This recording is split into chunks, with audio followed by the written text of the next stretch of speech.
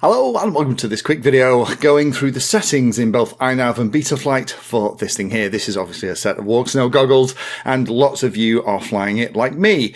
Now I'm a big fan of Walksnail. There are the other systems around like DJI and HD0, but I had a question from a Patreon of mine a couple of days ago. Patron called John, so hello to John, who asked me what are the steps to go through to set up Walksnail in either Betaflight or INAV. And although I have done series before, and I'll link them down below where I've put Walksnail into planes, into INAV quads, into Betaflight quads, there wasn't one video that I could point him to.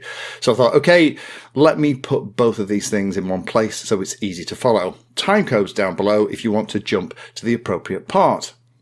Pro tips for this stuff is always check the documentation for the latest and greatest. There are firmware updates coming all the time. Do also check my playlist. There's tips and tricks in there on how to set this stuff up, how to set up things like custom on-screen displays and everything else. But let's just focus on getting the basic stuff working. Now the thing with this is that the on-screen display is not actually created on the quad or the wing or the plane. It's actually what happens is the flight controller sends telemetry information back. Something called MSP, stands for Multi-Wii Serial Protocol. It's something that's been around the hobby for a very, very long time. It sends it into the avatar unit that then comes down into the goggles, and the goggles then use that telemetry information to create the on-screen display that you want. So it's vital that you configure the flight controller with either Betaflight or INAV to tell the hardware where it's connected, but also to make sure that those MSP telemetry messages are going to the Walksnail stuff too. In terms of wiring the unit, it's relatively straightforward. Most flight controllers will show you these days how you connect a HD system, and that will normally be connected to some UART, and that UART will give you 4 pins. However, the ones that we're really interested in are the transmit and receive pins. Those are the 2 pins that are used to send the telemetry over to the Walksnail system. Now, you need to make sure that the receive pin on the Walksnail unit goes to the transmit pin on the UART and vice versa. If you don't cross those 2 over, then it isn't going to work. And also be super careful that you are only supplying the Walksnail unit with the voltage and ground that it actually needs. Lots of modern flight controllers will have a dedicated 9 or 10 volt output, and I would recommend for those Walksnail units that can support those higher voltages, and that's a nice way to do it. Be careful when you're running the big Avatar Walksnail units on 6S. I would always recommend putting lots of capacitors around the model. You don't want any of the larger voltage spikes on a 6S system happening that will provide more voltage to the Walksnail system than it can handle, and that was an issue in the early days. So just be aware of that. Personally, I would always run the Walksnail system from the dedicated voltage pin that's available on a flight controller, if it has one, and the Walksnail system will support that voltage. Just be super careful about which one you have. Some of the smaller Walksnail units are only designed to work on up to 5 or 12, 13 volts. So just double check that you're using the right voltage for the Walksnail unit that you've got. So let's start with INAV. Let's plug in the quad and let's have a quick look at the different settings that we need on this particular one that I built about a year ago. So we're going to click on connect, and first of all we're going to go into the ports tab, and we can see here that UART1, which is the UART that is in the manual to connect into things like a HDFPV system, is set for MSP DisplayPort. Now you have other options here for things like the DJI FPV system and other bits and bobs, but for Walksnail and HD0 and actually modern things like the DJI stuff, you want MSP DisplayPort. Once that's set, save and reboot. Don't forget that that means that it's going to be, in this case, T1 and R1 in that UART will need to be connected to the Walksnail units we've talked about. So here in the on-screen display tab, we can sort everything out.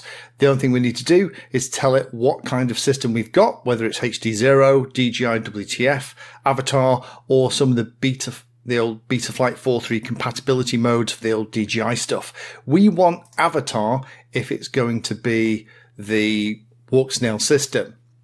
I personally recommend turn on the preview guides. These red bars here, along with the purple areas, that purple box there is where the record stuff appears in the goggles, so don't put anything in there.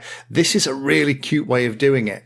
And that, once you've set it up the way you want, add the things that you're interested in, drag the stuff you want around, click on save, And that's it, really. In terms of Betaflight, it isn't quite this sophisticated yet.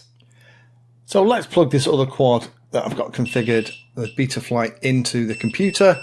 And similar thing, we're going to look at ports. This time the avatar system is plugged into UART4 in the flight controller. And again, it's set for MSP plus DisplayPort. That needs to be set up for whichever UART that you are using. Again, check the manual for whichever flight controller for the way it's going to be set. Next thing to do then is go into presets and look for avatar, and this is the one that we're interested in. We want to pick this one, and all it's going to really do is change these two things in the CLI automatically.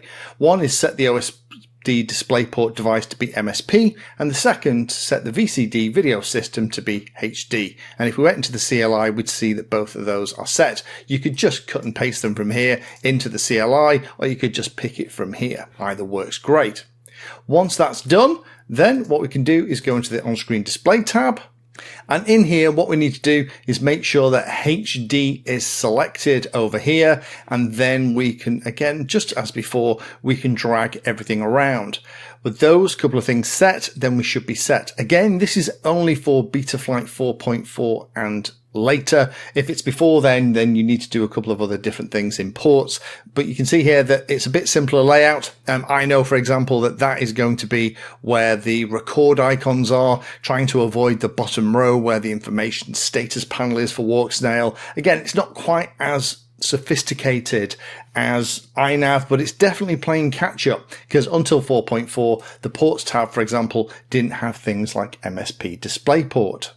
So hopefully that's been a useful reminder for both Betaflight and INAV of how you configure the Walksnail system in both. Be aware that these things are changing and improving all the time. Betaflight is definitely getting better when it comes to this stuff. Version 4.4 was a big improvement over the previous versions, but hopefully if you're setting it up and you're using something like Betaflight 4.4 or later, or you're using INAV 7.0 or even 8.0 now, then by following along with those steps, you'll get it all working. Most common errors that I tend to see are people not connecting the transmit pin on the Walksnail system to the receive pin on the UART on the flight controller, or missing one of those several steps in either INAV or Betaflight to configure the MSP telemetry.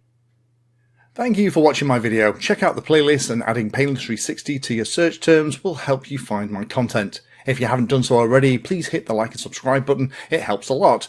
You can support the time I spend here answering questions and helping others by using the links in the video description.